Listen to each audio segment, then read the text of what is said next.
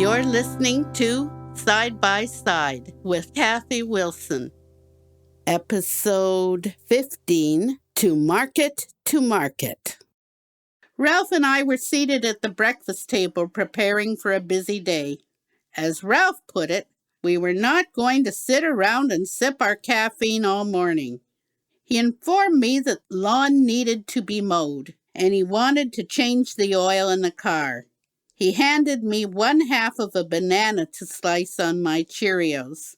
As the banana slices plopped into my bowl, a thought entered my mind. We were now well into June, and there should be strawberries somewhere.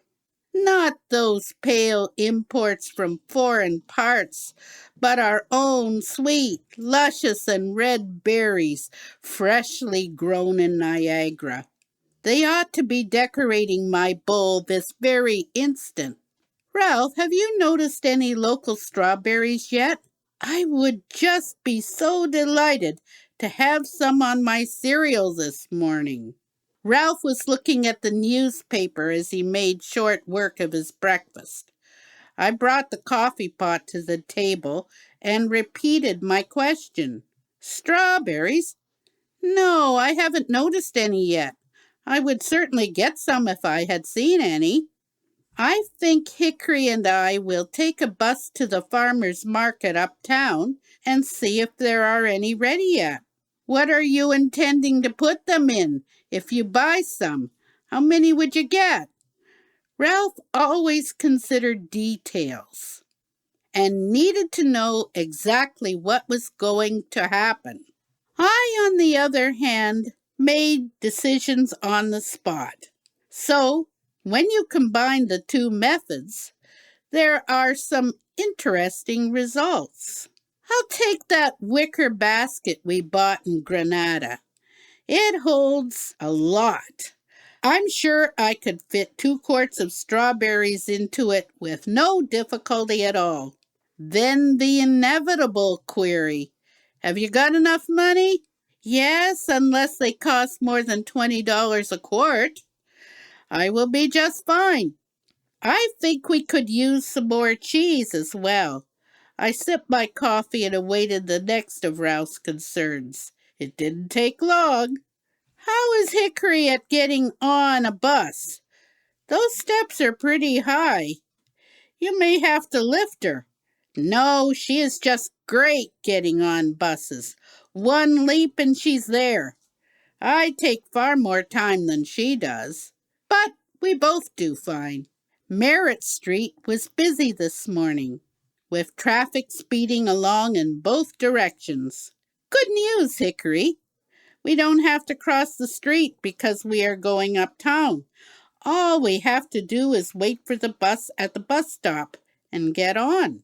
Hickory looked up to check out the bus stop we were standing beside. She then looked down the street. So, how long before it gets here? She seemed to be asking.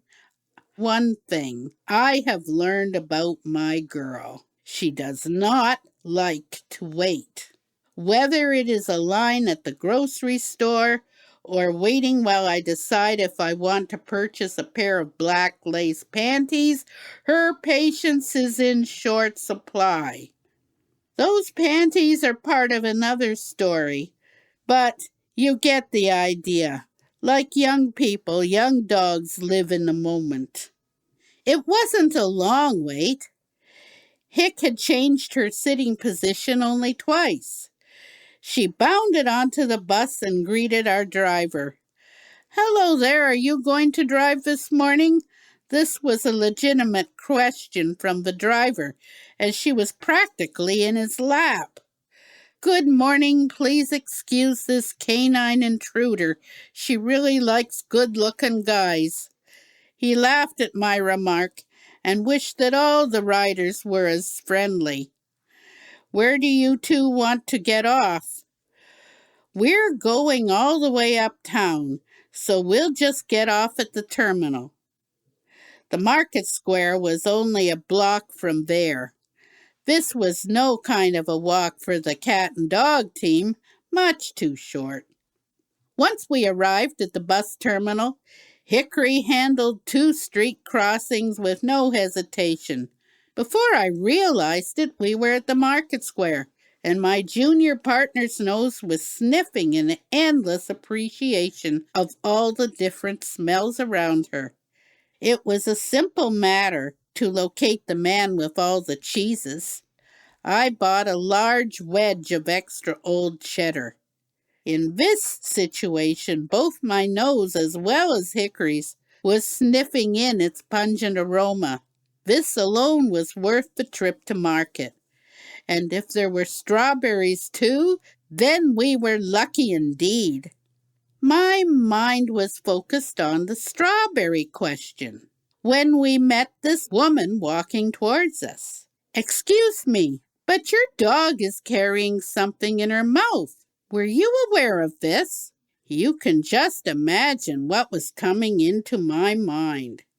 Had Hickory purloined a hunk of cheese or a fish from the stall we just passed?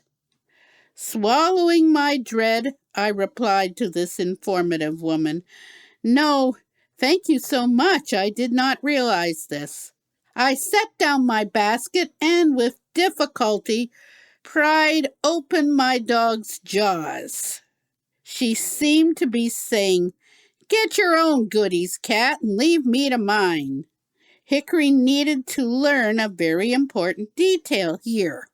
I am the senior partner, and what I say is not to be questioned. "Hickory, drop it." She did. With reluctant fingers, I picked up the celebrated prize, only to hear the woman say in a loud voice, "Oh no, I don't believe it." She then broke out into laughter that caused passers-by to stop and satisfy their own curiosity. Getting a grip on her giggles, she explained the situation to me. "Your dog was carrying a used condom in her mouth." I'm sorry, I shouldn't be laughing. I didn't know what to do. There I stood, clutching the used condom in my hand, with Hickory looking on wearing a disgusted expression. "Flying squirrels, Hickory, find the blasted garbage." Hickory was quick to find a garbage barrel, and I dropped the embarrassment inside. "Hickory, forward." I still needed to find those strawberries, and to get as far from the people witnessing my humiliation as possible. They could carry on with their guffaws without me. Lord love a duck, I sure wasn't going to tell Ralph about this one. As I hurried along behind my guide dog, I spotted a display dominated by a deep shade of red, and I understood the true love and mercy of my Lord and Creator. Those had to be the strawberries. We had reached the end of our quest. "Hickory, stop!" There they were, bright, enticing, sweet and juicy. Was anything ever more desirable than those beautiful berries? There was room in my basket for 2 quarts, but that didn't seem like enough. In the bottom of my basket was a shopping bag for emergency use only, and this was a total emergency. We bought 3 quarts, 2 for the basket and 1 for my shopping bag. My plan was pretty basic. We would find a shady spot and eat the extra quart right now. We paid for my berries, and I found a bench under a shade tree beside the library. "Okay, my girl, this is an important lesson." I took a big, sweet berry from my 3rd quart and put it in my dog's mouth. "Strawberry, Hickory, strawberry." Between the 2 of us, we polished off that whole quart of strawberries. Hickory would never forget the meaning of that word. We both agreed that nothing could taste better than this. Time was moving along, and we needed to catch the next bus home. Are you ready to go, Hickory? Hickory stood up and waited for her next instruction. Hickory, forward. We were in no hurry as we walked along James and then down King Street. I bought some Kaiser buns to go with the cheese. We would make a good lunch for Ralph when we got home. As we arrived at the terminal, we were in time to see a line of buses leaving. Wouldn't you know that we had missed our bus by only moments? Oh well, another would be along shortly, and there was no big hurry.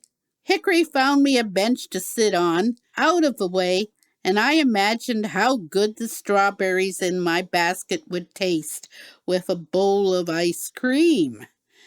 It would be ambrosia for certain. My reverie was interrupted suddenly by a man standing directly in front of my bench. Lady, you got a loonie for a coffee? I was still thinking about strawberries and ice cream, not about the contents of my wallet. I brought my mind reluctantly to the problem presented to me. I need not have bothered, because there was another guy standing nearby, and he had his own thoughts on the topic. Hell, Tom, are you stupid or something? That woman has a seeing eye dog. She can't even see you, let alone a loony. You should be giving her money, not trying to take it from her.